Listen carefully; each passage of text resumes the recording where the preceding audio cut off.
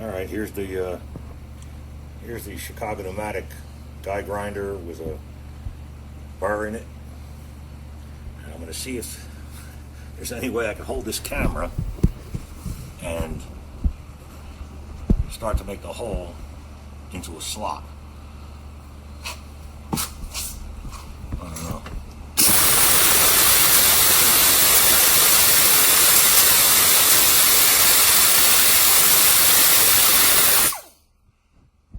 Trying to hold it against the tire and the bumper so it doesn't move while I'm doing this.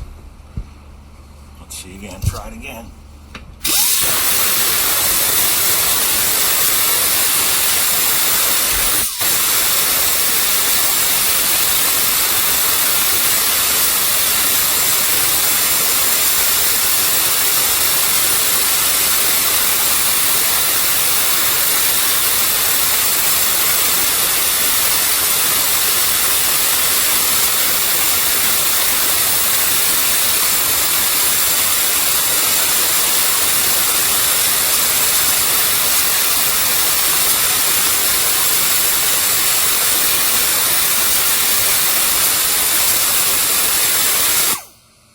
The idea.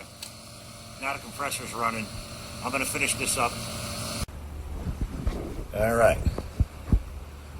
So I put the white marks on there with the soapstone just to give you an idea what I was going to do. I already knew what I was going to do. Usually I make one side of the slot rounded to accept the round portion of the stud, and the other part a little thinner, squared off kind of, to accept the back of the stud, or special bolt on this side. So here it is.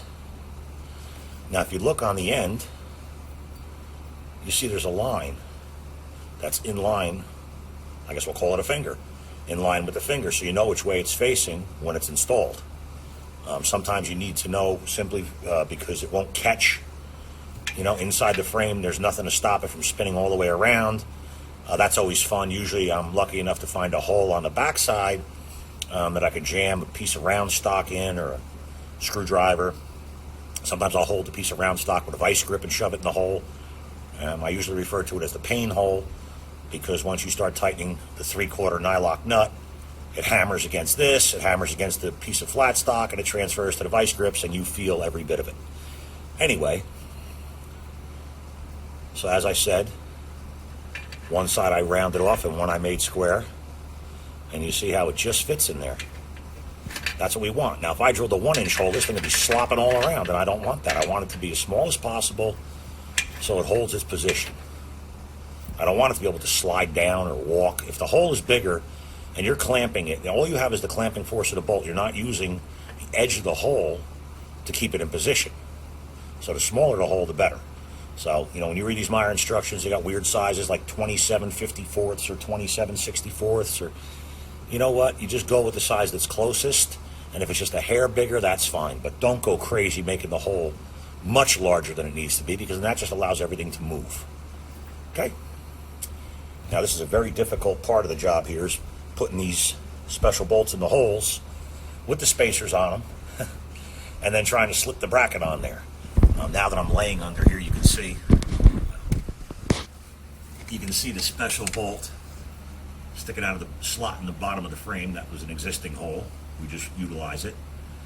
And that's the one that gets the nylock nut, because there's enough of the stud portion sticking out for the nylon to grab. So I'm going to struggle and get this bracket up into place, and then we'll go from there. So I'll let the fun part begin. Alright, so there it is. It's on. Now it's time to do the other side, and then we're going to hang the Drive Pro Universal Clevis between the two, and then we can start tightening.